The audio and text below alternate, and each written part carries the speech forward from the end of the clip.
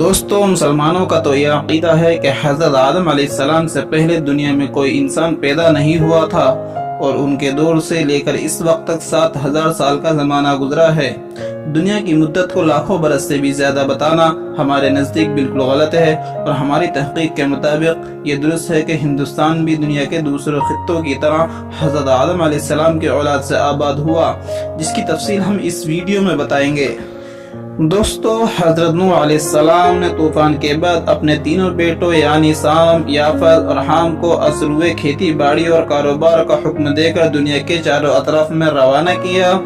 دوستو، سام حضرت نوح علیہ السلام کے بڑے بیٹے اور جانشین تھے، اور دوستو سام کے بیٹے یعنی حضرت نوح علیہ السلام کے پوتے 99 تھے، جن میں ارشد، ارفخشد، نود، یود، عاد اور قحطان مشہور ہیں، اور عرب کے تمام قبیلے انہی کی نسل سے ہیں۔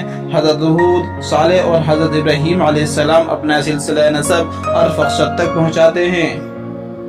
ارفخشد کا دوسرا بیٹا کیمورس شاہان عجم کا مورث اعلیٰ ہے۔ کیمورس کے 6 بیٹے تھے: سیامک، عراق، فارس، شام، تور اور مغان۔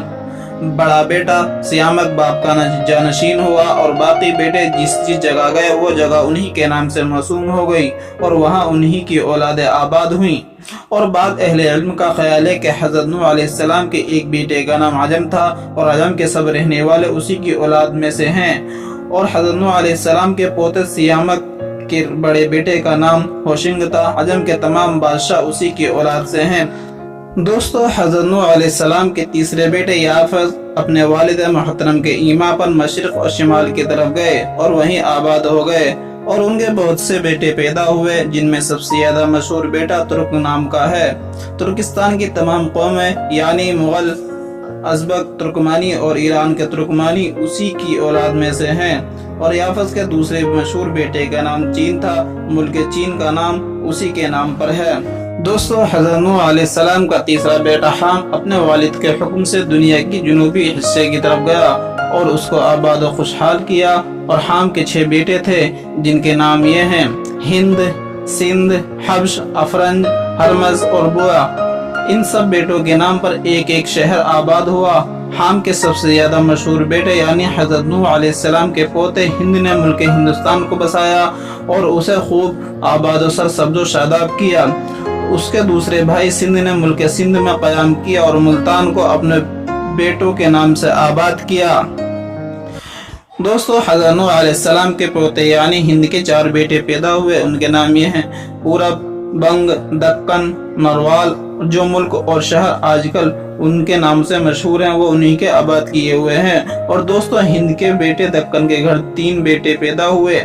ان کے ایک کا نام مرہٹ اور دوسرے کا نام کنہڑا اور تیسرے کا نام تلنگ تھا۔ دکن نے اپنے ملک کو اپنے تینوں بیٹوں پر برابر تقسیم کیا۔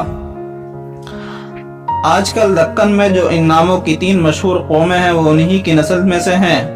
ہند کے بیٹے نروال کے بھی 3 بیٹے تھے، جن کے نام یہ ہیں: بروج، کنباج اور مالراج، اور ان تینوں کے نام پر بھی 3 شہر آباد ہوئے، اور ان شہروں میں ان کی اولادیں آج تک آباد ہیں۔ اور ہند کے بیٹے بنگ کے گھر بھی بہت سی اولادیں ہوئیں، جنہوں نے ملک بنگالہ آباد کیا۔ اور چوتھے بیٹے پورب کے یہاں جو ہند کا سب سے بڑا بیٹا تھا، 42 بیٹے پیدا ہوئے، اور کچھ ہی عرصے میں ان کی اولادیں اس قدر بڑھ گئیں کہ انہوں نے ملک انتظام کے لیے اپنے خاندان میں سے ایک کشن نامی شخص کو اپنا سردار اور فرما روا بنایا۔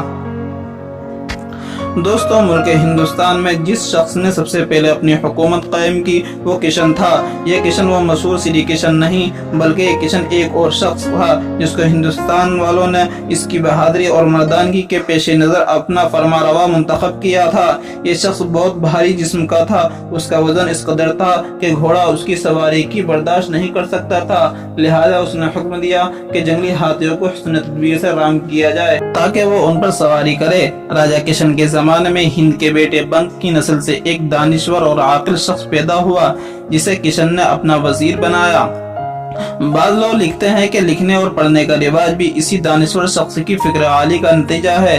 ہندوستان میں پہلا شہر جو آباد ہوا وہ اودھ ہے، اور دوستو کشن نے 400 سال کی زندگی پائی۔